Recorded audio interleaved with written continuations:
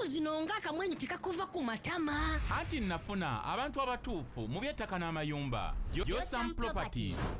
Bano bakufunira ettaka mu buli sayizi yonna gy'oyagala. Oyagala lya kyapa oba lya ndagaano. Oyagala lya kulimirako oba lya kulundirako. Naawe ayagala ery'okuzimba. Basangibwa Nansana okumpi ne Nansana Municipal Council. Bakubire ku ssimu 0748935 Okay, mwenna abeekumirako mukutu guno gwa Unique Media tubabuuzaako timwasuze mutya mwasiibye mutya okusinziira ku time gy'olabirako video eno. Samike ge mannya gange. Kama batera ennaku zino okumbuuza ku kamera kalo kyayogera ku kamera olumu twetwalamu. Oli yansogedde ali ku kamera ng'omanya kale tubikuttemu.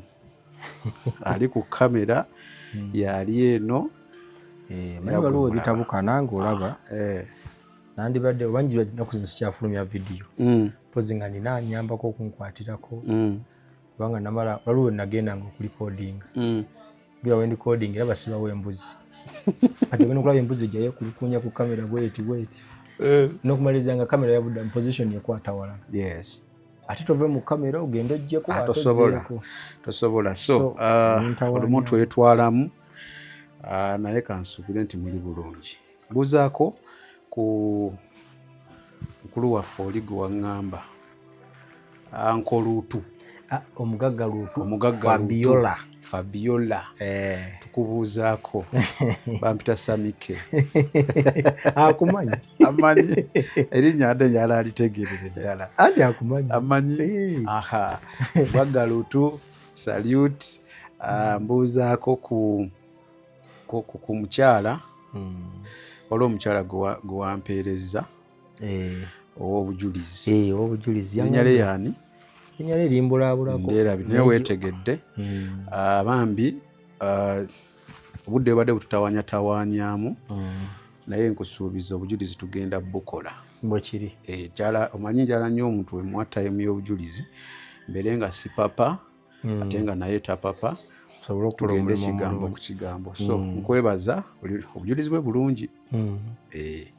Bulimu ebintu bingi, bulimu okwetta, bulimu ki, so tubulinde wano. Nayogerako naye nampa obujulizi obwo ne mugamba obujulizi obwo bulina kuba wa Samike. Mugamba era obujulizi kwate namba ya Samike. Naŋŋamba enamba yenjirina. Yali agirina twali twayogerako naye nga yali agize ndowoozako just biri ebyokusupportinga ku charity. Twamaliriza. Nedda naye ngamba ebiseera ebyo oyancontactinga era yatusupportinga. Mukama kambi weebale Mukama akw'omukisa. So tugenda kikolako obujulizi obwo tubuwe. Time yekyagaanye. Time ye gifuna kiro. Emisana mbu engeri gye bali mu kusiiba kati eyo ewaabwe ndowooza bakola nnyo. Baba tebabali bulungi. Kate nze ekiro olumu binkwata. Ogatta wano nawali. So naye nga weebale sooka weebale okumpeereza obujulizi obwo bulungi. N'ekirala nja kumwebaza okukkiriza obbuwa kubanga abamu batya obbuwa mbu banandaba batya banampulira batya. So Mukama akuwa omukisa. Leero nja kutumirako abo babiri bokka. Oyinayo? Nze njala kutumirako baana bo mu mazima mu Kristo Yesu ababeerawo. Tulina online ku Imo. Tulinawo luumu ezo za Imo. Babeerako ku ssaawa 6 paka ssaawa 8. Babeerako ekiro kuva ku ssaawa 3 paka ssaawa 5 eyo 6. N'okwenye babeera n'okusaba babayo n'ekigambo. Nja kubatumirako nti mwebale kukola mulimu gwa Katonda. Kubanga bwe naagamba nti gundi nja kuba nsosodde babeerayo bangi. Anze gye bali bangi. Naye waliwo boolondamu olumu. Bulijjo nange mwe nnamba tumira naye leero nnonze babiri abo. Kati kambuuze ku ekyo katono nnyo taata ku kintu kya oba Imo oba ki. Lwaki mwenna mulina profile pic y'emu?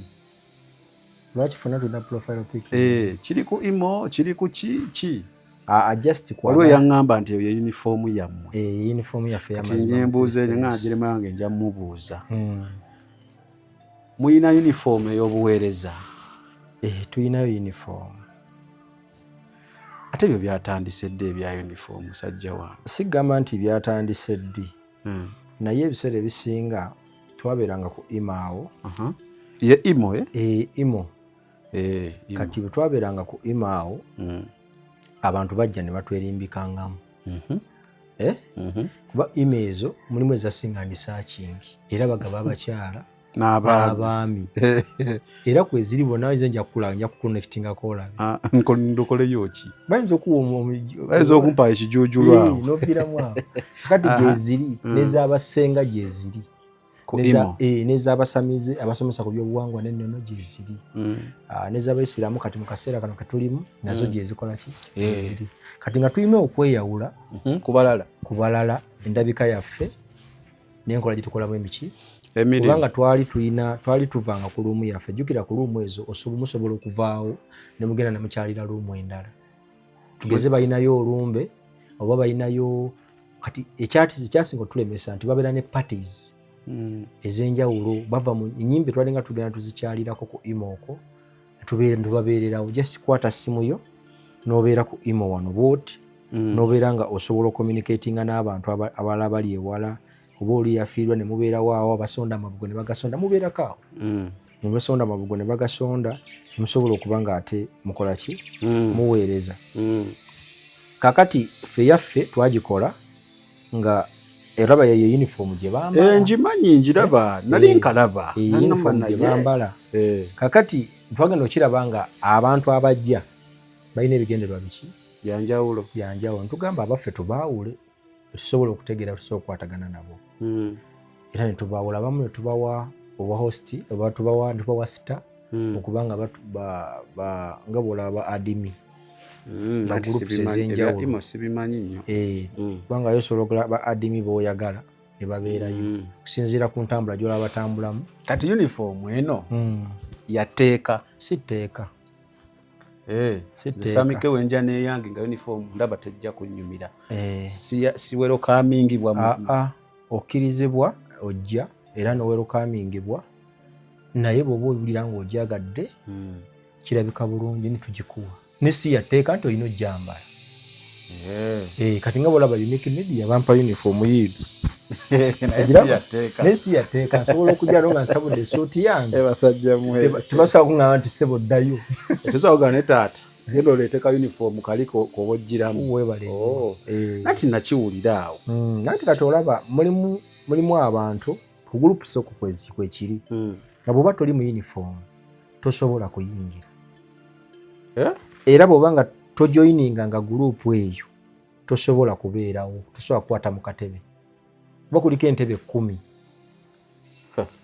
kuliko entebe 10 ze entebe 10 sebo zino waggulu waliyo 5 ne wansi waliyo 5 ze entebe 10 ate n'emu gye nkulaba yeeno ono kati yenze wano nsobola okukwata wano mu hosti nimba nga ndi wano mu hosti kubanga mba nsobola okitegedde kati wojjanga entebe ezo 10 ziweddeyo abeera wano wansi babeera wano bonna era bw'oba n'omuwala gw'osiimye gw'olabye ngoga nti nze oyo gwe njagala kundala kubasaakinga gye bali. Kati entebe 10 ezo anti kyeŋŋamba ezo entebe 10 zondaze be bantu abalina okubeera mu be bantu imo be yatuwa nti entebe 10 kati bwe muba nga temukuŋŋaana kujjuza ntebe ezo nga mubeerawo temuzituulamu imo esobola okujja n'okutwalako entebe 2 nosigaza 8 sibitegedde imo naye entebe 10 baba zikuwadde kati temuzituulamu mubeere eno wansi. Kati okwo imo mukuŋŋaanirako bukuŋŋaanizi tukuŋŋaanirako bukuŋŋaanizi kati bulina kuba 10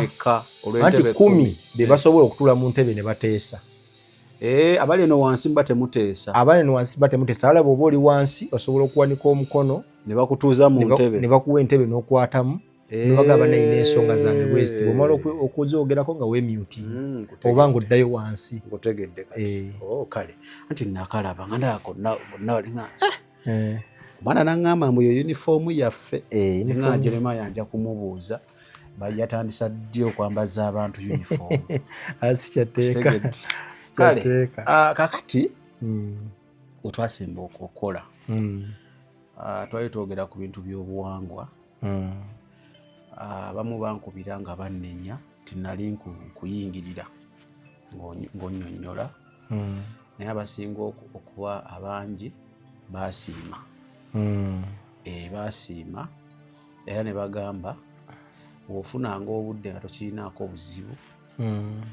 otwongeranga information ne bayibuli nnene naye n'okumanya kukulu no man is an island omuzungu wagamba kyola ebintu byoyogera biba bipya ku matu gaabwe ne beeyagala okwongera si mu bubi nti bategeere baloge wabula bategeere balabe engeri gye balwana n'omulabe wadde ne bano nabo babaamu naye baba batono nnyo abo nange wenja nempo omuntu naawe obujulizi oli yena agamba muntu yabisobya nze mpa so babaamu bayisa abiri babaamu abatono kale so baasiima naye mbye wayogera twakonako ku kutiya gitwagerako yabamweyama era njukira nenkugambako nti nina abasumba nabako emabega omwana yabanzijukizaawo nembajjukira mwalimu Bishop David Livingstone Kiganda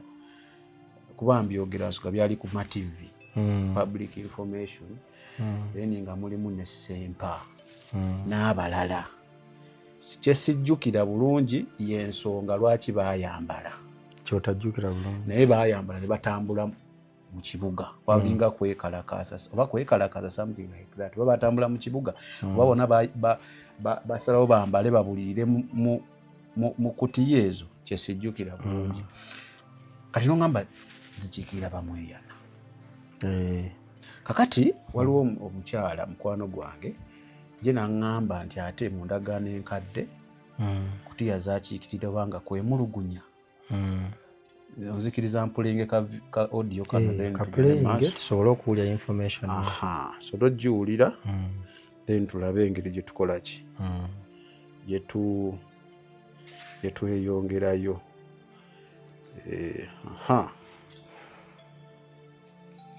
nekirala onoosonyiwa obutava mu kabox ko mwami Samuel njo ku program eya Jeremiah mwayogedde ku kintu kya sackcloth ekutiya mwaba nyinza oba nze nawulidde obi oyinza okuntereezaamu naye ekyo ekya sackcloth zakozesebwanga mu ndagaano enkadde in the Old Testament mostly abaprophets abo bonna abaweereza at the time in times of remorse and repentance bazambalanga ng'akabonero ak'ennaku ak'okwejusa okwenenya era bw'oba osomye endagaano enkadde oyo ojja kisanga nnyo nti gundi n'ayambala sackcloth.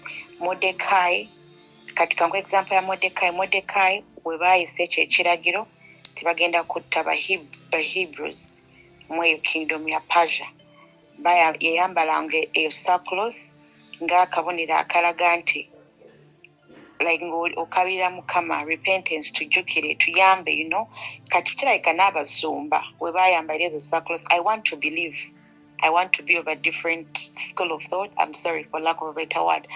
I want to believe it. Maybe they wanted to portray that tibali mu mbeera ey'okwenenya okwejusa okungubaga and because that's the symbol sackcloth here representing anga that is a kutiya era ojja kukirabawo if you go on reading the Old Testament ojja kiraba nnyo nti bayambalanga sackcloth neyo time oluusi ne beetekako n'evvu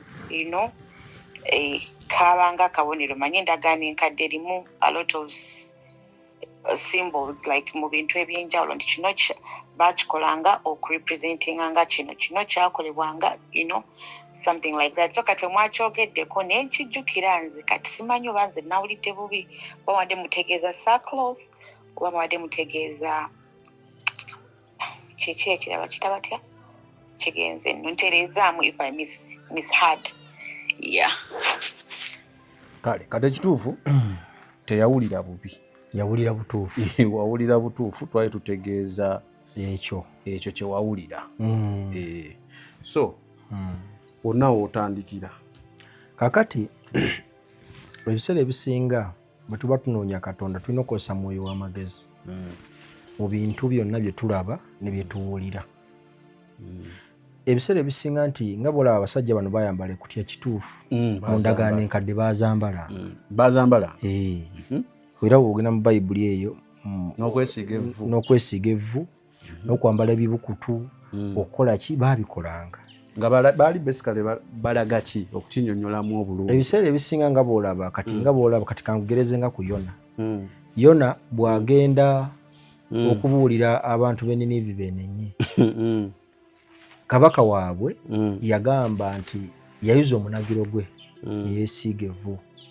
n'agamba abantu bonna basiibe okumala ennaku mmeka 3 nga buli kintu kyonna ekiriwo kisiibe yali alaga obwetowaze n'ebisolo yali alaga obwetowaze naye mu kaseera ng'ali mu kwebonereza ye n'abantu be basobole okuva mu kibi kubanga ekibi kyabwe kyali kirije ne kituuka eri Mukama nga Mukama amugambye ennaku 40 abantu batebeenenyezza bagenda kuzikirira kitegeeza akabonero kali ke baayambaliramu bye baayambala kaali kabonero ka kwebonereza kwepanishinga kitwala akabonero ak'obusibe ak'okukkiriza nti oli musibe naye ne weetowaza maaso gaani maaso ga Mukama ekyo kyabangawo kati wano we tuli mu ndagaano empya tetukyalina ekyo omulembe gwanyumyako ngumanyi mukadde ogwasooka kubanga entalo z'edda Mukama yatumanga mugende mutte kati takyatuma mugende mutte era waliwo omusumba awo yasomesa nti Katonda we tatta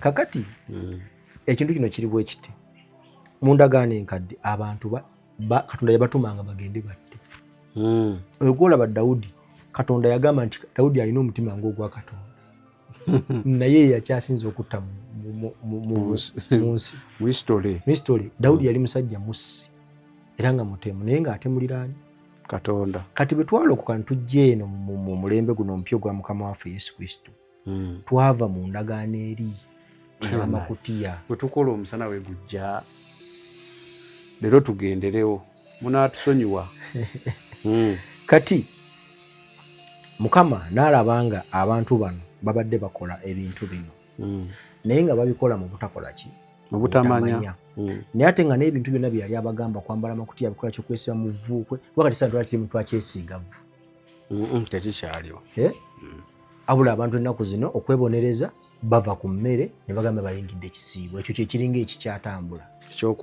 ekyokweponereza kati kuli kwabanga kwebonereza Mukama asobole okuwulira eddoboozi lyabwe abaanukula abakole ki abaddemu kati ku mulembe gwaffe guno tetukyalina ekyo era yabawuliranga naddamu nga yawulira abayona naye kati ku mulembe gwaffe guno atuwulira okuyita mu Kristo Yesu takyatuwulira kuyita mu bintu birabikako n'amaaso nga bw'olaba nti edda baasaddaakanga ebisolo nga babisaddaakiraani Katonda yali abirya yali tabirya ne lwaki yali abagamba nti mubisaddaake yali anoonya enkwatagana yaabwe n'abantu bano naye abantu bo baamanyanga nti yali anoonya obedience obugonvu alabye abantu bano basobola omugondera basobola okutambula wamu naye era bwe baba basobola okutambula wamu naye basobola okugondera eddoboozi lye naye yali tanywa musaayi gwa bisolo yali tagwetaaga naye nga kyayagala abantu bano asobola okukwata ente ye gyalundidde ebbanga n'agikwata n'agisala n'agimpa just evvumbe ne linyooka ate nga weewunya ennyama bwe bagisala baasalanga emu baagiteranga ku kyoto neggwawo emu baalyanga bagitekanga wa ku kyoto negira neggwawo kati ne mu busamize ekyo gyekiri kati abasamize bo kye baakola bino byonna ono byaddayogerako sisita bo baasigala babitambuza ne leero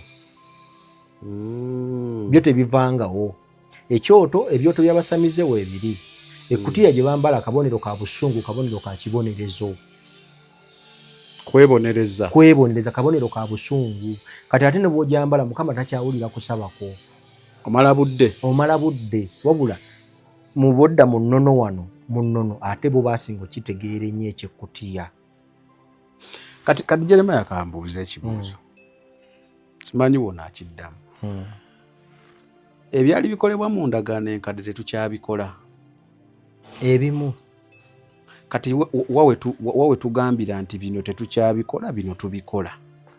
Kakati Yesu Kristo wamala okugenda ku musaalaba twali tusaddaaka, twali tetulya bisolo bya muzizo, twali nga Mukama yatutuma okugenda okutta, twali nga Mukama tulina omuwe ekiweebwayo ekyokebwa, twalinanga amateeka mangi gatufuganga, okuzimba yeekaalu ya Katonda tugiyingiramu nangatto, ate kabona yekka yalina okuyingiramu. Ebyo byonna byaliwo mu ndagaano enkadde, byonna byenjoga byaliwo mu ndagaano enkadde. Kati mu ndagaano eno empya kabona asinga obukulu bwe yajja gwe bayita Yesu Kristo, biri ne bikoma ne bivaawo. Takyatutuma genda kusaddaaka mbuzi, takyatutuma genda kusaddaaka nkoko, takyayagala mwana gw'endiga omubereberye kuba yeye mubereberye. Kati takyatuma bintu byolabi, abula kyatugamba kiri ekintu eki kiri Matayo ndowooza 25 okuva ku 42 agamba nti bwe mwandaba nga siina kyakulya ne mutampa kyakulya, bwe mutajja mukomera kukola ki? Kunkyalira. Kati era yennyini n'addamu n'abagamba amateeka Matayo 22:35 mpaka ku 40. Bamubuuza tteeka ki erisinga obukulu mu mateeka gonna? N'agamba yagalanga Mukama Katonda wo n'omutima gwo gwonna. N'agamba nti yagala n'emulirwanaawo. Abiri amateeka aga twalina amateeka 10, naye amateeka 10 gonna gaali gafiitinga mu mateeka aga abiri. Yensonga lwaki Yesu Kristo bw'ajja n'aggalawo omulembe ogwakola ki? Kati Katonda tukyasobola muzimbira yeekaalu mwatuula nti eyo yeekaalu ya Katonda, naye ng'ate abakimanyi bakimanyi nti ekyaki ya Pastor Gundi naye yalinga yeekaalu ya Katonda, era baagendangayo, kabona yayingirangayo omulundi gumu buli mwaka. Sabiri mu mwaka kabona ng'ayingiramu omulundi mu kifo kya watukuvu wabeeranga sanduka y'endagaano, omulundi gumu ng'agenze n'ebyammwe byonna n'ebiweebwayo. Era gwe yaŋŋamba mbu bamusibangako ekimbu walwayo okulaba oba akyali mulamu. Gwe yakiŋŋamba? Ekisinze yakigamba. Gwe yakiŋŋamba. Sidda mu nnaku eyakinsomera. Alaka yabimanyi ebyo. Naye sidda mu nnaku yaŋŋamba nti yagendanga ne oba mbiyite bibi oba kwenenya biky'okw'abantu. Yagendanga n'omusaayi gw'omwana gw'ente. Yes, n'agendayo. Naye mbu baamusibangako kuba abamu baalwangayo. Era waliwo eyalwayo ko ne balowooza ki ekigenda mu maaso. Mbu kino kye baamusibangako bakasa bajira n'anyeenya nga omusajja akyali. Kati akakodya abasirikale nabo bakakozesa. Bakozesa basibe omusibe nga aganja agenda kwetawuluzaako emmaanyi. Kati jjukira bwagenda mumusibamu ekyo alina okuba nga akinyeenya waba ali manju wali. Alina okuba nga akinyeenya mukakasa nti waali. Mbu baakikolanga. So kati biki bye twasigaza okukola? Bye twasigaza okukola kubanga lwaki amateeka waba yajja agasinga lwaki waba yajja n'agajjawo, lwaki ate mugamba agamu weegayamala tegaliiwo, agamu twagavaako naye ate amala tukyagaliko? Amateeka tegaggyibwawo wabula gaawumbibwa mu bintu bya mirundi ebiri. Kati kitegeeza wenjagala Mukama Katonda wange oba ongondedde amateeka ne neiba wange oba otuukiriza ebyabannabbi. Kubanga Yesu Kristo atugamba nti ge mateeka era byabannabbi. Era ekyo ekibuuzo kyakomawo bw'osoma Luka 18:18 omusajja omu abuuza Yesu n'amugamba naye Mukama waffe omuyigiriza omulungi, n'amubuuza ompitira ki omulungi? Yesu yennyini nga yeegaana okuba muki obulungi, n'amugamba tewali mulungi okuggyako Katonda. N'amubuuza naye nkoze ntya okusikira obwakabaka bwa Katonda? Abatwala kansuka embagambe bannaye tuba tulabikawo bimu n'atusonyiwa naye tugenda kukyukakyukanga olw'omusana tuzze kukola ogunaggwayo ne tuddayo mu kifaananyi ekirungi naye kati mutulabire awo. Kakati mu Luka 18:18 omusajja abuuza omuyigiriza omulungi nkoze ntya okuyingira obwakabaka bwa Katonda? Yesu amuddamu ompitira ki omulungi? Teri mulungi okuggyako Katonda. Naye nga tujjukire Yesu mu Yokaana 10:11 agamba nti nze musumba omuki omulungi. Tegeeza eri yali koodi. N'amugamba bw'oba oyagala okuyingira obwakabaka bwa Katonda gondera amateeka. omusajja n'amugamba amateeka naga Yesu n'andika omuso Yesu yennyini yasoma amaki amateeka n'amugamba tobbanga toyendanga tokolanga bwoti osinzanga Mukama Katonda omugona byonna n'abyogera Yesu. Omusajja n'amugamba omugagga n'amugamba ebyo nabikwata dda okuva mu buto bw'abajjajjange era mbimanyi. teri kipya mbimanyi okitegedde kakati Yesu n'amugamba naye okyaweebuuseeko ekintu eki kimu tunda by'olina obigabira abaavu. awo wava firimu. Kati abantu abasinga balowooza tebalina kuba na bya bugagga olw'okuba Yesu yayogera bw'atyo. Era bakyogera balowooza nti tunda by'olina obigabira abaavu oliba n'obugagga mu ggulu. Yesu kituufu yakyogera naye yalaba ng'omutima gwe gujjudde okwekkusa. Omutima gw'oyo nga talinaamu wadde kwagala kwa Katonda naye ng'ali ku mateeka gali naye nga tamanyi amateeka gaakutte gamugamba kukola kino kyali mu kumugamba. Si kwekkusa naye yagaliza gaba. Leka oba musanyufu n'oli mufuula omusanyufu oba osobola. Era Yesu kyagamba n'abagagga nga kizibu okunyira obwakabaka bwa Katonda. Ekyo kyo kizibu. N'agamba engamiya osobola okuyita mu katuli k'empiso naye ng'omugagga tayingidde bwakabaka bwa Katonda. Kubanga okwekkusa n'okweyagaliza kwali ku musajja oli naye ng'ekibuuzo kyali dayirekiti. Nkoze ntya okuyingira obwakabaka bwani bwa Katonda. N'amugamba gondera amateeka. Omusajja n'amugamba amateeka nagakwata nga manyi. Kitegeeza Mukama nga kituufu yalaba ensi eno nga kituufu yakwata ekikwate. Yesu Kristo kwe kuva mu ggulu n'ayambala omubiri. Bw'osoma mu Yokaana essula esooka olunyiriri 14 ekigambo n'ayambala omubiri. Kati ekigambo agenda okwambala omubiri n'atwalibwa mu kkemebwa. Bw'osoma mu Yokaana essula 4 atwalibwa mu ddungu okkemebwa Setaani. Ku lunyiriri olw'omunaana Setaani n'amugamba ekiwe n'amwambusa ku lusozi waggulu n'amugamba ensi eyo n'ogiraba gwe bw'onanvunamira ngenda kuwa buli kyabugagga ekirimu buli kyoyagala. Naye ekibuuzo kikomewo gwe gy'oli atulaba. Olowooza Yesu Setaani yali asobola omukema? Kyonna kibuuzo. Obulamu bunyuma, obulamu buwooma. Ekyo tekiriiko awakanya wabula obulamu bunyuma bulamu agugi mazima. Wuliriza nkuleetedde ekyokuddamu ku ndwadde ez'enjawulo ezituteganya mu bulamu gwe wamma ne tulema okweyagala. JS Medical Hubs bano bakugu mu kujjanjaba ebizimba mu lubuto, tujjanjaba hania n'abulira ddala otawanyizibwa ndwadde za lususu, ebimmonde ku matu, enkovu ezizimbye oba nsundo, byonna tubibuzaawo. Ate nno tetukoma okwo, era tujjanjaba ulcers, sukaali, pressure n'endwadde endala nnyingi. Abatawanyizibwa mu nsonga z'omukisenge nammwe tetubalekeredde. Tulina JS Body Cleanser nga bw'olinywa lino likamula obucaafu bwonna mu mubiri. Olwo JS Immune Booster ne lizimba obutafaali mu mubiri. Linyweko weetangira okulwalalwala. Ku JS Medical Hubs eddagala tukozesa lya butonde teririna bulabe yadde. Basebo ne bannyabo mbalamusizaako mu linnya lya Mukama waffe Yesu. Yenze musawo John Sewanyana wano ku JS Medical Hubs. Njagala okujjukiza ekintu kimu nti obulamu buli mu ngalo zo. Byolya ku sowaani yo oba byonywa mu kikopo kyo bye bigenda okusalawo onaabeera mulamu oba onaabeera wandwadde. Tukuyita wano ku JS Medical Hubs tukujjanjaba endwadde. Jjukira nti ffe we tujjanjaba ensibuko, tujjanjaba cause, tetujjanjaba symptoms.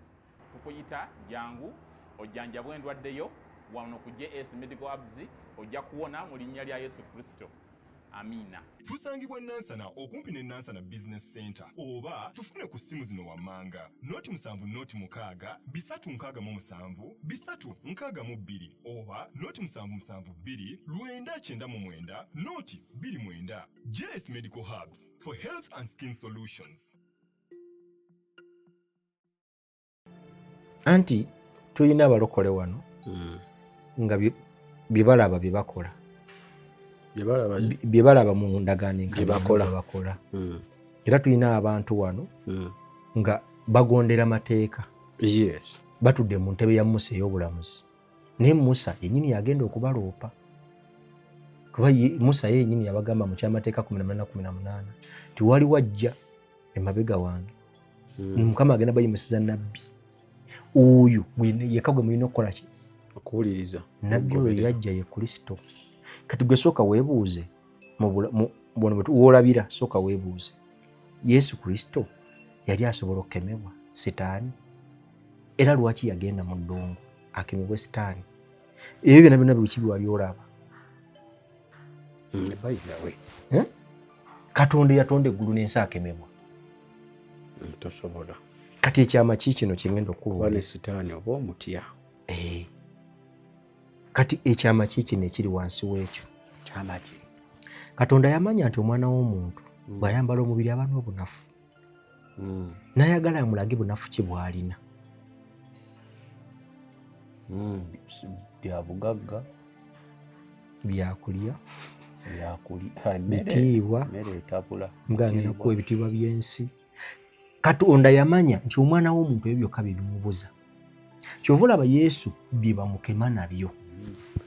So kitegeeza obulamu bwa Yesu n'ebyo bye yayitamu ku nsi mu mubiri yali agezako kulaga bantu ffe muteekeddwa kukola mutya nti bino mubiyitamu muti. Webale nnyo. Era nakutulaga nti kisoboka okubiyitamu. Nyina bwe nagamba nti senga Yesu teyajja ku nsi kuno, senga omanyi kyetugamba? Saatugamba Katonda ebintu bino by'otugamba obiraba tebisoboka, ng'obyogiririyo mu ggulu, naye wano ku nsi tebisoboka. Kati ekyo kiraba kyennyini kyoyogedde. Yesu kye yajja okukola okukakasa kubanga yajjanga abalaba mu myaka n'emyaka nga bakola ensobi ze zitya. Kwa twandimugeye munnaye goli eyo naye wonsi wano seeno ndala. Kyova olaba yennyini yabagamba ng'agamba Sulaimaani bamuzimbi Dawudi yazaala Sulaimaani ng'ayagala Sulaimaani yamuzimbire yeekaalu, era Mukama yamuwa n'obugazi n'obunene ne square mita zonna Mukama yamuwa ebipimo byonna ebigenda kuzimbibwako yeekaalu. Naye akaseera katuuka mu Isaaya 6:6 olusooka n'abuuza, eggulu n'ensi byange, eggulu ntebe yange, ensi katebe ka bigere byange, nyumba ki gye mugenda okunzimba? Naye ng'ajjukira mu ntandikwa yamuwa measurement ezipima. Kati kitegeeza ki? Kitegeeza nti amateeka ag'endagaano enkadde gaali gakomye. Era Yesu yennyini yagamba, bw'osoma mu Bebbulaniya essuula 10 olunyiriri 16 ne 15-16 Bayibuli egamba nti Mukama agamba ngenda kukola endagaano empya, era endagaano eyo ngenda giteeka ku mitima gyabwe ne ku myoyo gyabwe. Kati endagaano eyasooka yali ku mayinja, eyeggyibwako n'eteekebwa ku mutima. Kati essaawa zaakakati tetukyalina ssanduuko ya ndagaano we tugiraba. Tewali amanyi ssanduuko ya ndagaano we kola ki? Tugiraba. Ebyali ku ssanduuko y'endagaano amateeka 10 byonna Musa Mukama yamugamba n'abiwandiika bye bibi tusoma. Era Musa Mukama n'amutambuza obulamu bwe yamutambuza, n'abaako we yamutuusa n'amugamba kaakati ogenda kuvaawo ne Yoswa akwate. Yoswa mu kukwata naye n'atambuza bwe yakola ki?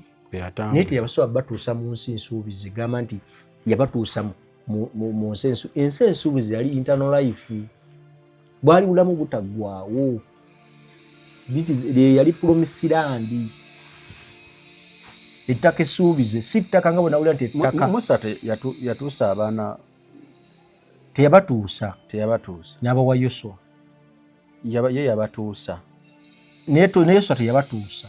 Ani abatuusa? Kati kiraga bw'osoma, waliwo ekyawandiikibwa ekigezaako okubikkulira bw'obanga osoma Mukama ng'ayogera ku sabbiiti ze. Agamba nti Yoswa singa yabatwala mu nsi ensuubize, Mukama teyandyogedde ku lunaku lwa sabbiiti lulala. Kiriza teyabatuusa. Kati baakomawa. Ne kaakati tukyatambula.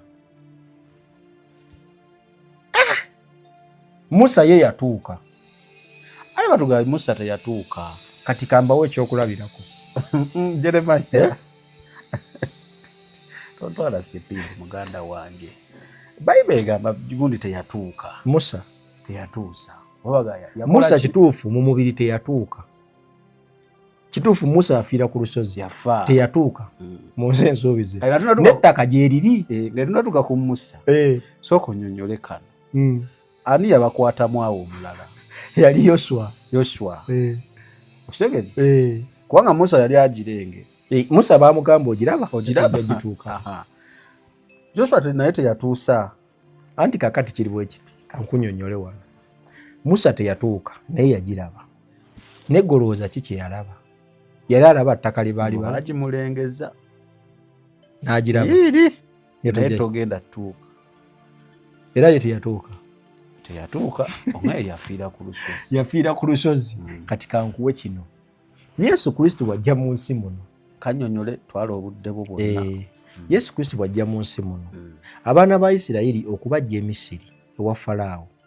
Yesu yayawula ennyanja. Ne bayitamu. Eri nejja, bali ne bajja, ne bamira. Kitegeeza Musa si yakulembera abaana ba Isirayiri. Ani yabakulembera? Yali Kristo. Nkuwe byawandiikibwa. Yeremaya. Tuddeyo wali. Bane munatusonyiwa. Kati njala tuddeyo wali. Kati kansooke nnyonnyole ekyo. Njala okireetere wano nanti kyenjagala. Ekisooka ekyonoza tukinnyonnyodde ekya sisita waffe. Buli omu akitegedde. Nti ekutiya baazambalanga kulaga butali bumativu. Kwepanishinga. Okwebonereza. Nga bw'olaba ekisiibo. Sebyo baavaawo. Kati oba oyogedde kwako akantu. Wetunaakinnyonnyolera wano. Tujja kuleka empulunguse. Nga zikutte. Kati tuba tukola. Njagala katonzizeeyo ku burning bush. Musa nga Katonda ajja kumugamba ogenda okugira abaana bange muki kitandikira awo. Kati okinnyonnyole okireete paka ensi ensuubize eyo gitunnyonnyole. Because onagitandikira eno ku nnyanja tujja leka empulunguse. Anti kaakati Musa olubuto lwe lugenda okubeerawo, agenda okuzaalibwa omusajja n'omukazi. Naye Mukama yali amaze obbagamba omwana gwe bagenda okuzaala n'erinnya nga balikoze eki? Nga balimuwadde. Naye ate n'abalaguzi era baamanya nti waliwo omwana agenda okuzaalibwa agenda okumenya obwakabaka buno owa Falaawo yaliko mu biseera ebyo. Kati Musa Musa baamukwekera emyezi 3. Kati okuzaalibwa kwa Musa bw'okutunuulira kwagala kufaanana na kwa Kristo. Kubanga Musa azaalibwa ng'aliko omwoyo wa Katonda. Kati bamukwekera emyezi 3. Abasajja batta abaana abato mu myaka egyo. Ne batirimbula okuva kubanga ku myaka 2 oba n'okudda wansi nga batta abaana bali bakazaalibwa abato bonna babatta. Ng'omusajja baamugamba nti waliyo omwana agenda ozaalibwa, bw'azaalibwa yagenda okumenya obuki. Ne ku Musa batta abaana abobuwere nga ne mu kuzaalibwa kwa Yesu. Okitegedde? Olabye empulunguse. Kakati Musa bw'azaalibwa maama we yamutwala n'amusuula ku mugga. Muwala wa Falaawo, wa Falaawo yali baali bagenze ku mugga ne balaba omwana nga mulungi. Munnange nga bakwata mwana nga bamutwala. Ate mu lubiri muli amunoonya mwe baamutwala. Era Musa yakulira mu mikono gya mulabe we. Kyo kitegeeza Musa yakulanga mulangira mu lubiri. Musa agenda otandika okubonaabonamu bwali butamanya. Era Musa amala kola bikolobero ng'akuze gye yakola natta omuntu kubanga yalaba batulugunya abaana ba Isirayiri. Nga babatulugunya kubanga bajjukira Josefu oba yabaleeta mu buddu. Nzijjukira ndowooza Josefu yabaleeta mu buddu. Kubanga era baali bagenda n'omulambo gwa Josefu bakola ki? Bagenda nagwo. Tebaamuleka. Josefu yabaleeta mu buddu. Sijjukira bulungi n'ekyemanyi kiri awo bwe kityo. Kanjogere ku kino kyentegeera bulungi. Musa atuuka okuva eyo yatta Omumisiri. Musa agenda okulaba akasajja kakuba omwana wa Isirayiri nekimuluma kugamba guli omwoyo gwe bamuzaaliramu ne gumuluma. Nalaba kibakola kibi. Akasajja n'akakuba nga bonaakona ku musajja n'akutuka n'ayitamu. Nawonajo naawe leka mwana n'azikira. Kakati amawulire gatandika otabula ni Musa yasomye. Omuntu n'adduka okuva mu lubiri. Kati awo Musa watandikira obulamu n'agenda eyo gye yafuna omukyala bw'atuuka eyo yaddimamu omulimu gw'okulunda endiga yayambuka waggulu ku lusozi bw'alabira ekisaka ky'omuliro nga kikola ki nga kyaka yali agenda kunoonya ndiga waliwo endiga yali gyagenda okuginoonya n'akiraba nga kyaka naye nga tekiggwerera ogamba position eno eza Musa bw'ojja ozitunuulira Musa zino position zajja akola zaali zigezaako okulaga amajja ga Mukama waffe Yesu Kristo kubanga Yesu Kristo yagira kyagamba nti alireka endiga 99 n'anoonyeemu ekoze eki Musa yali anoonyeemu era waazuulira ekisaka ng'eddoboozi lyogera bwe yaliwulira ndowooza mutima gwe yalimamu obwetowaze okufukamira n'avunna maaso Mukama n'amugamba jjamu engatto zo era kifo ky'oyinamu kifo kiki kitukuvu kyeza Musa yali waali ng'asemberedde Katonda era amazima ebyawandiikibwa biraga nti Musa yayogeranga ne Katonda face to face naye ng'abalala ayogera nabo mu birooto bano ye nga bajja ne banyumyamu Musa yali amanyi Katonda era nga bajja ne banyumyamu n'agenda Musa yalinamu omuze gw'okunanaagira ndowooza bankula ye nga yakula alinamu olulimi olunanaagira Mukama lwamuwa omulimu namuganzi n'abyogera nti ebyo weebale nnyo kwe kumukwasa Alooni ekitegedde ne bajja nga batambuza obulamu bwabwe bwe batyo Yesu amugamba atya ku kasaka awo amugamba jjamu engatto zo ekifo ky'oyingiramu kifo kitukuvu omusajja engatto azikola ki n'azijjamu Mukama amugamba nti njagala ogende e Misiri ogambe Falaawo ate abantu bange Musa yali amanyi obulogo bw'Emisiri kuba yali yakulidde yamugamba amanye ebiriyo olina okumpa akabonero akakakasa nti gwokoze eki gwaŋŋambye gyendaga wakambwe n'amugamba wata omuggo gwo gusuule wansi n'agusuula wansi ne gufuuka omusota Musa ne yeekanga n'amugamba kati gujjeewo n'akukwata kawuwo ne gufuuka omuggo n'amugamba akwekawo n'amugamba nedda ssebo tekamala abasajja tebajja kukkiriza nabo babisobola n'amugamba ddi omukono gwo guteeke mu ggoye bwoti n'aguteeka mukono gujja nguliko ebigenge n'amugamba alina abantu beyamugamba agende ndowooza mugundi kuba sanduka y'endagaano yaliyo n'amugamba agenda bamubuuza nti bwemba ntuuseyo mbagambe nti gwani n'abagamba I am who I am ninga bwendi era mu kuva 6:2 nga ye yayogera nti nze yakuwa nga Katonda yennyini agamba nti nze yakuwa kuva 6 ndowooza kiri mu kuva 6:2 nga Katonda agamba nti nze yakuwa nga labikira Ibulayimu Isaaka ne Yakobo ng'omuyinza w'ebintu byonna naye saamanyikibwa mu linnya lyange yakuwa kati Musa bw'ajja n'annyonnyola abantu abaaliwo n'abategeeza ensonga zaali zigenda mu maaso ng'atandika kulumba Falaawo kubanga eyaliko mu biseera ebyo yali amunoonya ng'afudde yali avuddeko ng'afudde yali afudde kati nga kuzzeeko omusika n'agendayo amugambe nti abaana ba Isirayiri bate yali amumanyi gamba ono yali azzeeko Musa yali amumanyi kubanga baali bakuze bonna ye mwana yalimu mu lubiri lwa Falaawo yali afuuse Falaawo mu kiseera ekyo Falaawo tayito Falaawo tayito nga bw'ogamba nti kiyamaani basobodde kuyita ne bayita n'oli kugamba kyali kyekitiibwa ekyaliwo mu kaseera ekiweebwa omukulembeze owa waggulu kabaka kati bw'atuukayo n'amugamba ate abantu bange n'alaga obubonero bwali bungi ngenda buyitamu mangu n'alaga akabonero akaali ak'ebikere bikere byatabuka amazzi ne gafuuka omusaayi enzige ne zijja ne zirya Mukama yagamba Musa nkufudde Katonda eri Falaawo nga Musa kyayogera Falaawo kiina mutuukako era Mukama paka yagamba Musa nti kati oyagaanye naye ngenda kuwaayo akakodi aka kamu oba ngenda kukola ekikolwa eki. Falaawo ajja kutabaala n'abagamba mukuŋŋaanye ebintu byammwe byonna. Musa n'addayo naye nga Falaawo talina mutima, ate yali mutemu nga talina mutima kugamba nti oyo bamuggyeko omuntu ate nga yali akisobola. Tosobola kuba muntu akuzoganya bbanga eryo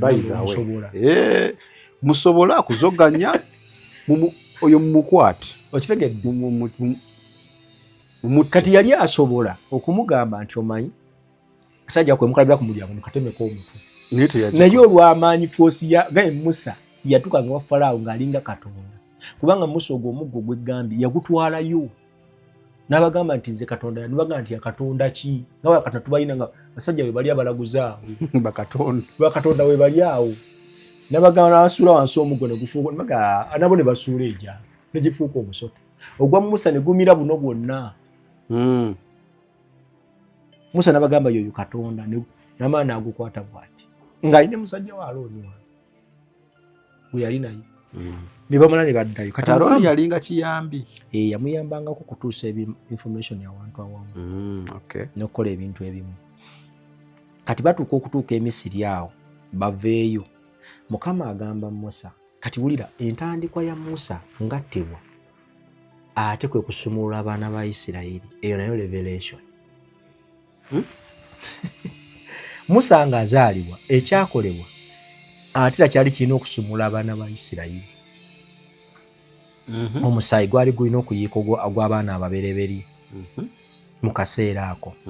Buli mwana yenna omuto mu Misiri, Mukama yagamba Musa, mugende mukwate omwana gw'endiga omubereberye, mugulye mugumalewo, temulekaawo wadde akantu. Bwe babanga famire tesobola gulya, babeere wamu bagulye bagukole ki, bagumalewo omwana gw'endiga. Naye omusaayi mugende gusiga ku miryango gyammwe mwenna, ataagusiigeko ajja kyolira kinaayita ekiro mujja kakasi. Mukama n'amugamba ngenda kusindika malayika w'okufa, era malayika w'okufa yayita mu Misiri bonna, buli kibali, abaana abato bonna ne bafa. Keekali Falaawo yasooka yagamba nti abaana bonna babatti. Kyovula Yesu Kristo ajja ng'omwana gw'endiga omubereberye ogugenda okuttibwa agulira abantu b'obulamu obutaggwaawo. Kati Falaawo bwekityo bwe kyali. Falaawo bwe yalaba ng'ekyo kituuseewo, abantu bagamba n'abasikale bonna baweddemu amaanyi, n'ayiika n'agwa wansi n'agamba mugende mundeetera bizibu n'ebyaliwo byazzedde yennyini. Ate ne Mukama manya nti ebiseera ebisinga nti Falaawo agenda okukakanyala omutima, era budde Mukama yali akukakanyiza. Kwegamba ng'alina kyeyagala alaga abantu bano. Ebintu bya Falaawo ne Musa just kwali kuyiga kiki ekiyinza okuva mu bujeemu. Kubanga Falaawo yalina amaanyi, agamba oyo mumukwate Musa, ng'era bangi babasse mumutte, naye tekyamujjira. Naye ate ne Katonda yennyini yalina amaanyi agatta Falaawo, agazikiza Falaawo, n'afa abantu be ne badde Misiri. Naye bonna yabaleka nga kyayagala kulaga bano abalabi, kubanga Musa ye yali amaze okutegeera nti ono Katonda wa jjajjaawe Ibulayimu, Isaaka ne Yakobo. Kubanga Mukama yamugamba mu Kuva 6:2 nti nze Katonda wa Ibulayimu, Isaaka ne Yakobo, Katonda omuyinza w'ebintu byonna, mu linnya lyange yakuwa saamanyibwa. Kati bateekateeka baveeyo e Misiri, babawadde. Ate Musa yagamba tetuleka kintu kyaffe. Kati wano wali firimu. Musa yagamba kaffe kagenda ebintu byonna bye tukoze. Pozi yali abagambye mugende ne tembako kye mukwatako. Weebale nnyo. Ne bana Falaawo yalina ggume. Baali babagaye bagenda. Ne bagamba tebagenda. Kati bamugwako ng'ali mu kaseera kwenna yongobedde omwana afudde. Talina amagezi gagamba nti akasajja kano kankattire wano. Kuba nange owange akoze tagenda kudda. Abula bamugamba ssebo, ebyaffe byonna abaana ba Isirayiri bakoze tugenda nabyo. n'agamba byonna mubitwale naga tulina okukolera Katonda waffe saddaaka embuzi ebiki byonna ne babitwala ebyobugagga byabwe byonna ne babitwala n'essanduuko y'endagaano ne bagitwala. Ekyo kyali kitulaga ki? Nti okuva mu busibe okwali kubaddewo ebbanga lyonna jjukira Mukama nga bagambye nti abaana bano aba Isirayiri okubeera mu buddu wa Falaawo kyava ku Josefu bwe manzi jjukira obulungi. Josefu yatundibwa mu buddu. Josefu bw'atundibwa mu buddu n'abeerayo n'avvuunulira kabaka eyaliko ekiroote ebiseera ebyo kabaka n'amuwa obukulu. Josefu gwe baali batunze ng'omuddu n'afuuka omulangira. Josefu si gwe wasuula mu kinnya? Kati bw'atuuka eyo abaana ba Isirayiri abaali ab'ekika kye n'abajjayo n'abaleeta e Misiri. Kati bw'abaleeta e Misiri kabaka eyaliko biseera ndowooza Josefu atuuka afa ne kabaka eyaliko n'afuula abaddu. Josefu be yaleeta. Weebatu we bajja. Bajja e Misiri. Jjukira bagenda okujja e Misiri waaliwo enjala ennyingi. Ng'ate Josefu eyavvuunula ekyoto kya kabaka eky'emyaka 7 n'emyaka 7 egy'enjala n'emyaka 7 egy'amakungula omulimu ne bagumuwa. Kati nga buli ayagala emmere alina kujja mu Misiri. Kati Josefu n'aleeta baganda be n'aleeta n'ekika kyewabwe kyonna eky'Abayisirayiri ne bajja ne babeera mu ki? Katono kabaka waafa. Ndowooza ne Josefu n'afa. Ne badda mu buddu. Eyaddako ye yabafuula baddu kuba si be bamu nabo. So weebatu we bajja. Kati mu kubonerezebwa okwo mu buddu Katonda ayagala onnunula abaana be. Era essanduuko y'endagaano bajja nayo ne babeera nayo eno kubanga jjukira ekika kya Isirayiri kyekyali ekika ekironde. Nga Mukama mwe muli amateeka kati amateeka go bagasituzanga abaana baabwe abaana b'abaana baabwe ngira bagaddawo ne bagasikira. Kati mu kuyita mu nnyanja okurosinga mu nnyanja eno makkati Mukama yagamba Musa n'amugamba njagala ogolola omugo gw'okuve ku mazzi ago. Kati Musa atuuka ku mazzi ago Mukama n'asooka n'asirika. Awo waali obuzibu. Batuuse gye bavudde. Yali tamugambye gundi. Yali akimuggyeko. Ongambye yali agambye ogenda kufuuka Katonda wa Falaawo. Anti ekyo yakimugamba naye asigaza obuyinza. Kati batuuka ku mazzi. Abasajja batambudde engendo bakooye. Abamu enjala yabalumye edda. Bakoowu balina abaana. Balina ebintu ebirina okuyita ku mazzi. Tewali lyato. Musa talina ansa. Bamubuuza asirise. Kyokka babagoba. Abasajja bakola ki? Bajja. Falaawo bw'amala okuziika omwana yaga kati tusaale tubattire mu dduulu. Aka understand wa Falaawo kajja bayiseemu. Olaba? Yes. Era Katonda abeko kyalaga. Okitegedde. Kati mu kutuuka eyo maaso. Batuuka mu maaso eyo. Abasajja bagamba Musa kale singa watulese wa Falaawo tubadde tulya era tunywa. Musa n'abagamba naye musooke mugumiikirize nga naye tamanyi kikola ki? Akaseera ako kazibu. Waliwo akaseera omuntu katuukamu landiroodi akugoba ku school fees omwana talina omukyala mulwadde ku mulimu baakugobye oli mu bbanga awo weebuza n'ekyokulya kimugenda okulya wali tokikola ki? Kati ke kaseera Musa ke yalimu nga omwana agamba n'agenda ddi ku ssomero wali nti agamba tukubanja emyezi 6 omukazi agamba mulwadde baagala emitwalo 8 mulwadde ne muzeeyi naye akuba kati akaseera ako bw'okagattagatta ke kaseera Musa ke yalimu akazibu. Awo olina okuba nga oli wa Katonda nnyo owuliriza eddoboozi oba tokyala kikyola kikuzannyirako.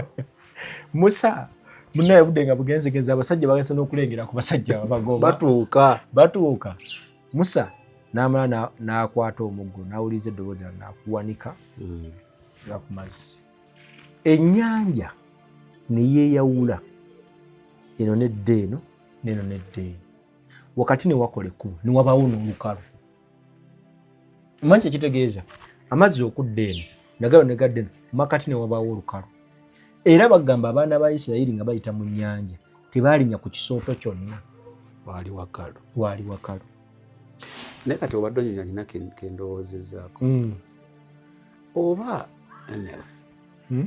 oba Musa okutuuka oliza eddoboozi lya Katonda okuleekaana kuno nga wolesa ebizibu ebyo kati nga naffe bye tuyitamu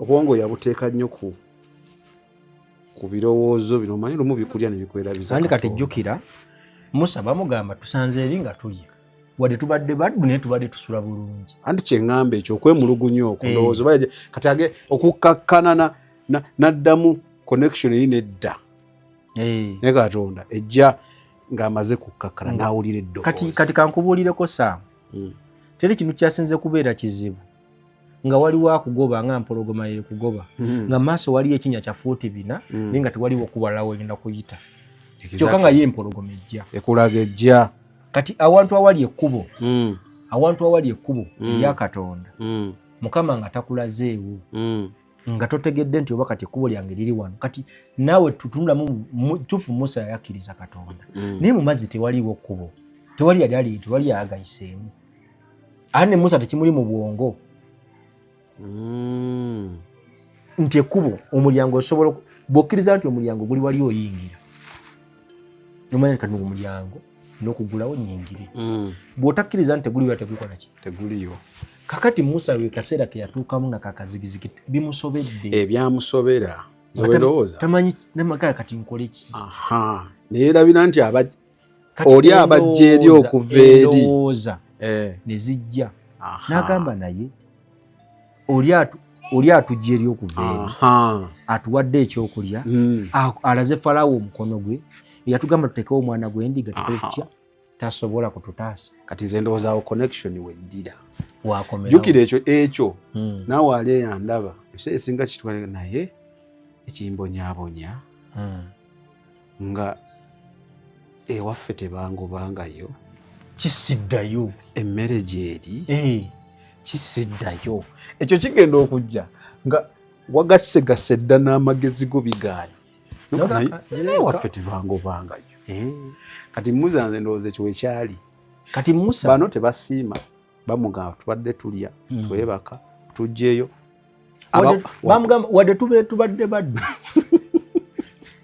tubadde tulya abaana baffe balesi bafiire kati Musa ndowooza agenda okugatta okutuuka nga naye eyakola kino atujja eri aze waati eddoboozi nalyoka aliwule connection nedda era Mukama nayawula ennyanja abaana ba Isirayiri ne bayitamu omu ku omu Musa n'abagamba bangwe ne bayitamu kakati ebyo byonna byenjogera kutubyogerako mu mubiri n'ebiina revelation njagenda nkuonako katono tusobole okuba nga tutambulira wamu abaana ba Isirayiri okuyita mu mazzi nga Musa yakutta omuggo kwali kubikkulirwa okwali kulaga Kristo okujja kwe n'okulunula abantu be kuba Kristo yakomererwa ku musaalaba gwe muti Musa gwe yali akutte era nga gwe musota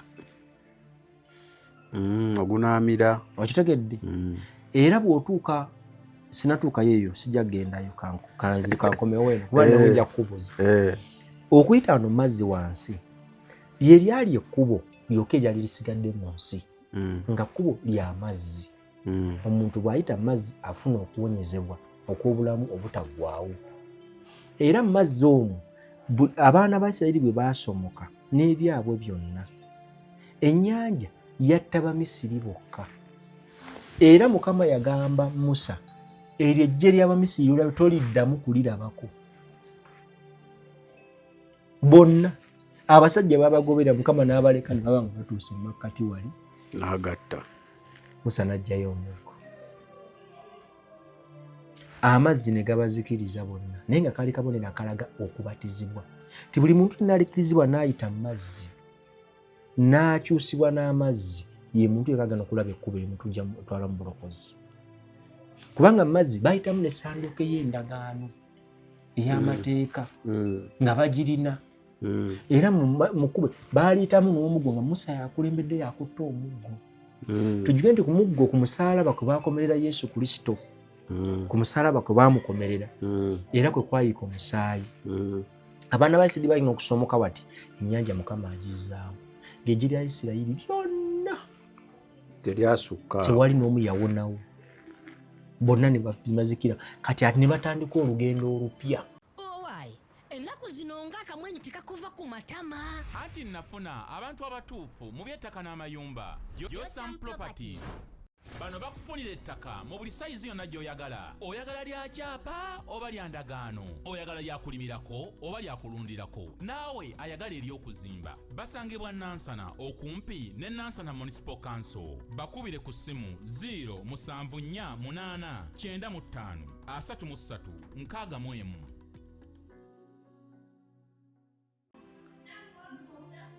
Olugendo olupya olwalimu kubanga Mukama agamba yakuuma abaana ba Isirayiri mu ddungu ng'engoye zaabwe tezikaddiwa nga n'engatto ze bambala tezikaddiwa.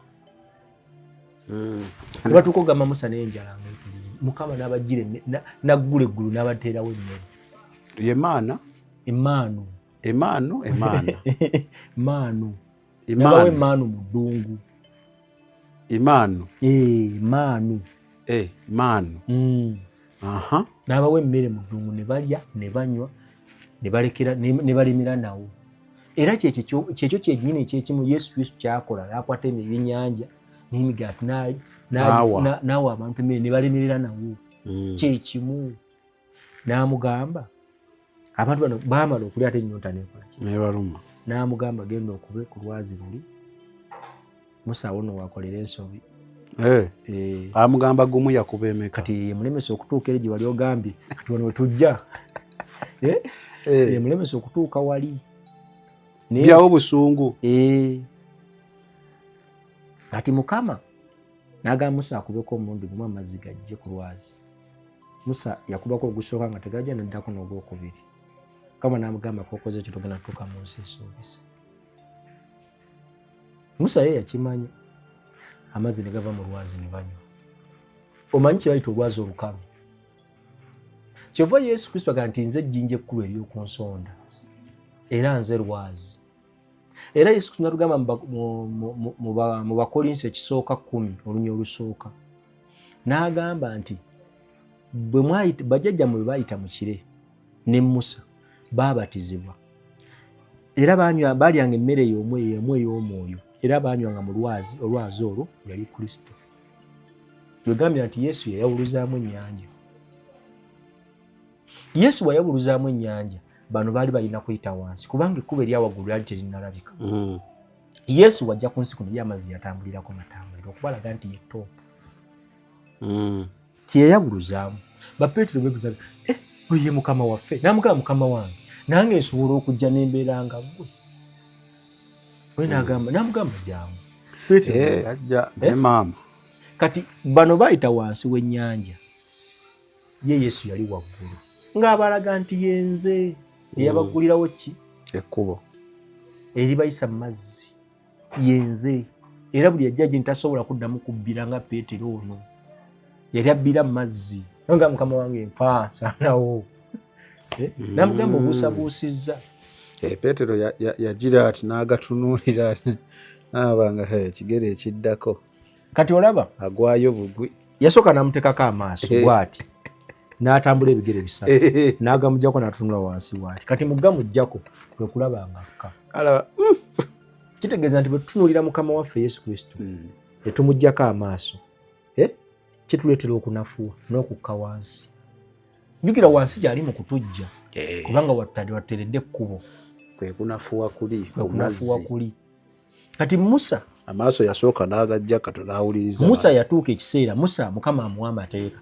Musa agenda okulaba abantu kati awo tewaali mateeka. Awo twogerako nga tewali mateeka. Mukama amateeka Mukama agawa Musa. Bw'osoma ndowooza mu kyamateeka oba 9:9. Kyamateeka ndowooza 9:9 oba okuva 9:9 awo bwe watyo bwe wali amateeka. Musa agenda ku lusozi. Nzikiriza program eddako tugitandikira awo. Olugendo lwa Musa olwo kubanga ku sofa bye twogedde ngizeemu ebintu bisatu. Ekisooka nti obwetoowaze kintu kikulu kyonna kitandikirawa nti Musa senga teyeetoowaza byonna n'ebiddirira ebya Mukama, Katonda okulaga amaanyi, okugira abaana mu nsi ensuubize, okubaggyayo ewa Falaawo tebyandikoze ki? Tebyandibaddewo. Musa okwetowaza yakukola newankubadde n'agondera eddoboozi newankubadde byamusobako mu lugendo weebale newankubadde yali alaba alinamu zi weaknesses ze nanaagira yagondera eddoboozi nti genda era n'agenda. Ekyokubiri kyenjizeemu nti amaaso tetugajja Katonda ne woba oyita mu mbeera ki enzibu, kubanga nze obadde onnyonnyola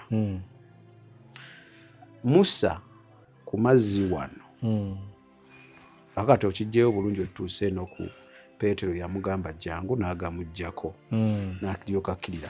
Naye nze kyenfunye ng'onnyonnyola nti Musa ebatuuka ku mazzi wano si kubanga yali takimanyi nti waliyo toopu ali waggulu agenda otuyisaawo. yali akimanyi era ng'alinda ayogere naye amaloboozi gano otugjeeyo tubadde twebaka kale tubadde baddu naye nga tulya laba abaana baffe basajja bo batutuuseeko amaaso katayimu ako Katonda yagajja Katonda bwe kiri agenda okuddamu ogatta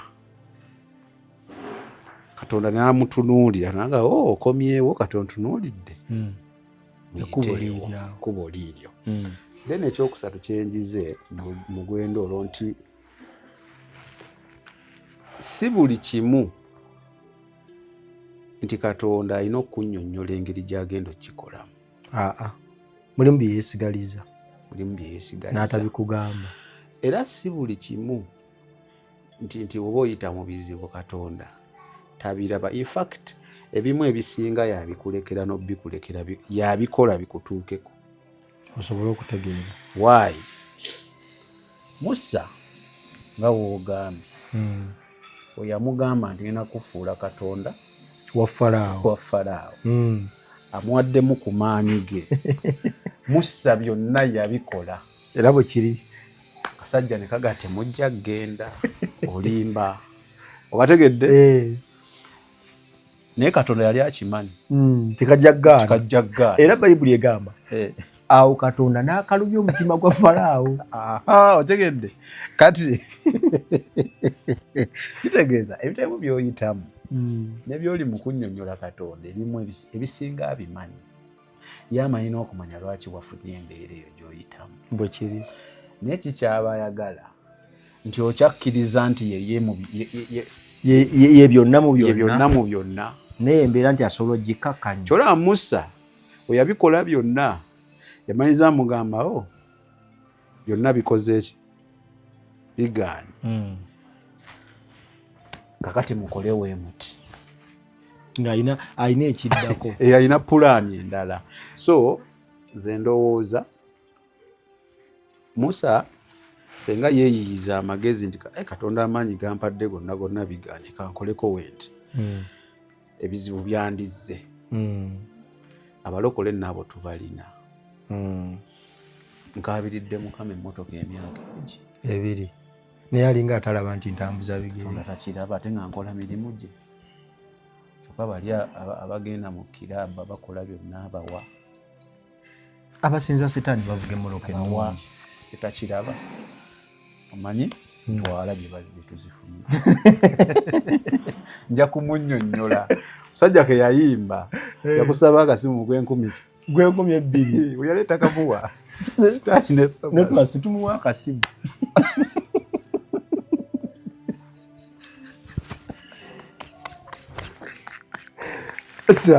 okategedde nze nganze Sami byenjize Thomas ne bamuwa akasimu naye yavaayo akomplaininga baga nange enkooye mbawe ebyange ate muno nene abaana naye amazima batuume Lucifer batuuma Purity okitegedde enkooye nti naye akimanyi nti abantu bano abawe ebibye naye ate lwaki bawaana gwe ate abalokole bangi abagamba Mukama yabikola nga tabamanyi kyo omusajja yayimba era omusajja yayimbanga akamunne ennaku zino yagamba Yesu aba awanika omukono ne tukuba enduulu tetwamanya ayogera ki tetwamukiriza googera naye nozaali agala bagamba sirina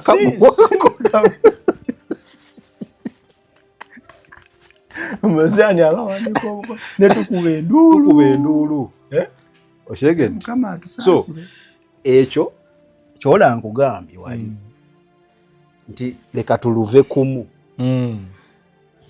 abafuna ebyokuyiga babifune abatagala bifuna babireke ate era tetulumazeeyo kati eddako yatandikira awo ng'abaana batandika amateeka gajja gatya kubanga obaani gwe nalinayo ku seeti bagamba nti amateeka ago galeetebwa lwa busungu tibagamba Musa kale nga wooganye nti Musa Katonda yajjanga ne banyumya yali mukwano gwe kati nga wajja entiisa eba nnyingi era Musa mbu ne bamugamba Musa tokomyawo Katondawo wano alisiti genda akuwandiikira ebyo tugoberera tugoberere ebyo so amateeka gajja gatya Musa ava atya ku mulamu wadde okakoonyeeko naye tujja kagira ava atya ku gundi ava ku kyokkuba emirundi ebiri kati then paka wetunatuukira aliwo ŋŋambidde nti ate ne Musa waavaawo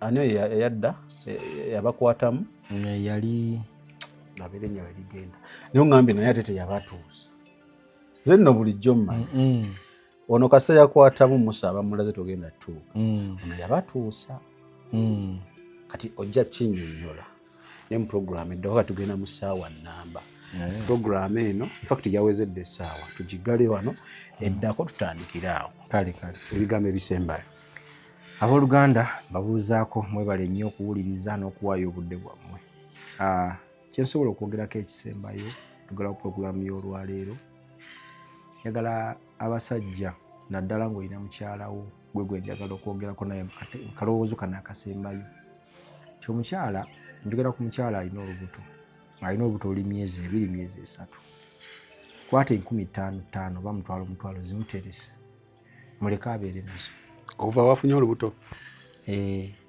tandika okwateyo akasente oba 15,000 oba 13,000 oba 12,000 zimuwe abeere nazo tugenda malwaliro eyo kukyali buli lunaku kyosobodde kubanga emyezi 4 tuzza nga tunawoza 3 oba 2 ate Jerema yaleka naawe nkugambye ziwera twatuuse mu ddwaliro nga nezigula akaveera tewali mpozi ekyo kyogamba naye abasajja ssebo myezi 9 giggwako nga takwatako ku mitwalo 10 sinnakigaana naye asigala alya bwe bakubalira z'olya nezotadde mu nsawo z'olidde ze nnyingi so obadde ogamba saala kusalamu meseji yo buli lunaku onterezeyo 2,000 13,000 abeere nazo lw'okubyera okikutte muterese bw'azirya yagenda okuba mu buzibu ekyo eba nsonga ye gwe maama w'abaana ate ekirala zino zitereke bw'oba mukazi wo nga kituufu omwekengera alimu engalo empanvu sente genda mubuuze biki ebyetaagisa bigule waliwo bebawa ne batagula nga tebe bali olubuto baliwo bebaziwa ne bazirya nga te yalina olubuto kakati munaaye tusanga abantu mu malwaliro nga beekubako enjawulo tusanga abantu mu malwaliro nga ne mama kiiti tagirina talina ntandikwa yonna watandikira kati gwe ne weebuuza nti azze okuyamba ntandikirewa odde bamututte ku kiso baagala emitwalo 35 emitwalo 4 n'omusajja awoza sirinaawo sente nina gwe mmanja yaŋŋambye ku 7 yabazirike baŋŋambye nsekera nnyo nseka nnyo nga ndi naawe sikulimba saamu naye omusajja omutukako yedda nga talina pulani naye nga gamba kati kankunyumizeeyo zijja mwogera linnya yaliwo n'ateesa n'ow'eddwaliro engeri omukyala gyatuuse gyalazaale nga weri ne sente zikola ki zo weziri zijja mitwalo ndowooza nga 15 kuba omukyala teyatawaana nya tebaliba mu gavumenti biki 15 awo munnange ng'omwakyala azaala omusajja asanyuka nnyo kiki nga kati agenze kuleeta ki sente teyadda abo nabo obuba busajjasajja njogera ku basajja njagala teyadda fe abajjayo omukyala era nina mikwano gyange wano basajja babaleka mu ddwaliro nga maze n'okuzaala abaana nadde 10 abewabula nk'okwesonda sente kibi nnyo naye njagala bajjukiza njogera ku basajja bw'oba nga okimanyi olina omukazi bw'oba nga okimanyi olina feeling ng'omusajja sooka omanye obuvunaanyizibwa bwe bukoma bw'oba omanyi nti olina feeling tosobola zifuga ebyabakyala biveeko byesonyiwe biveeko lwaki nti ife ababeerawo mu mbeera ezimu zino ez'okukwatirako abantu tulaba ebintu bingi naye nga abasajja ffe nga ffe tetuli mu mbeera bwetyo at least beerawo n'akantu twongereko bwongezi afazaali baako n'obuntu bw'olundalunda ewammwe bubuzibuzi buntuntu obwo nga basooka tunda ne bafunamu ssente zaki ez'amangu naye tolina kyolina owoza nja kuleeta ssente nja kuleeta n'omukazi atuuka kuzaala mwana nga mazima n'obusuuka n'obwayi bwagenda obuteekamu omuleera mutemubulina katonda ajaleeta hope naye ng'ate abalala gy'ogenda obawa awo gy'ogenda obawa kino nkibagamba olwaleero tube n'obuvunaanyizibwa bwaffe ng'abasajja tusobole okukola omulimu gwamu naddala abalokole kino tukitereeze babeera mu kusaba na kusiiba mubeera mu kusaba na kusiiba naye mube n'obudde obunoonya katonda n'okukola obuvunaanyizibwa bwamu saamu kino kikugamba omulokole atasobola kukola buvunaanyizibwa bwa waka katonda ontawanya bwerere okumunoonya kubanga oyo ye katonda gw'olina kaddemu bulungi nga sikutawa tontunuulira nze kagamba abo bagamba nze ndi mubiri wembyogera omulokole yenna nga walokoka nga tosobola kulabirira famire yo nakutuukiza buvunaanyizibwa bwa wakaawo ng'obeera mu kusaba na kusiiba mu nsozi katonda onoonyawo obwerere tomulina katonda gw'onoonya ali wano w'omulesi ono ye katonda wo kubanga ffenna twawe buvunaanyizibwa okutandikira ku maka gaffe kyobula bayibuli egamba nti omubuulizi w'enjiri bwe yagaana okulabirira famire aba yeegaanye katonda bayibuli egamba bw'atalabirira ba mu njuyi aba yeegaanye kristo naye wali oba emmanyi ate waliwo bakatonda bangi baleka abaabwe babakkiriza kati nange ku ekyo ebedde ku basajja kanjobereko ku bakyala nga tumaliriza omusajja gwe wafumbirwa omumanyi ndiku kati ku musajja atuukiriza obuvunaanyizibwa bwe ng'omukyala omusajja gwe wafumbirwa omumanyi era olubuto wagenda oddufuna n'omusajjawo ng'okimanyi enfunayo ogimanyi afaayo kituufu era akulabirira naye ate tomuwanika nnyo manya musajjawo waasobola ma musobola ddwaliro lya gavumenti tomuteekako ate nnyo mbeera mbu nga kyali nga mukwano gwange yazaalira mu purayiveti totunula wano nawali mukwano gwo yafunwa gwayagala naye wafuna onowuwo wemba nti nento mugendera ku booda togamba ate ngaowange bamutwalira mu mmotoka eyo levo gy'olina yeeyo kyolina kyekyo mukama kyeyakuwa kyekyo nga bwolaba engalo zino tezenkanankana kati bamaama ajemaya wagambye ku bataata bamaama njala ekyo mukimanye muve mu competition naye tukijja mu kuzaala olina abaana ewaka naye olw'okubanga banneyiba bo omwana waabwe alina gy'asomera vaani emunona naawe oyagala owuwo taata gundi akole nnyo abateekewa naye ate ye gy'asobola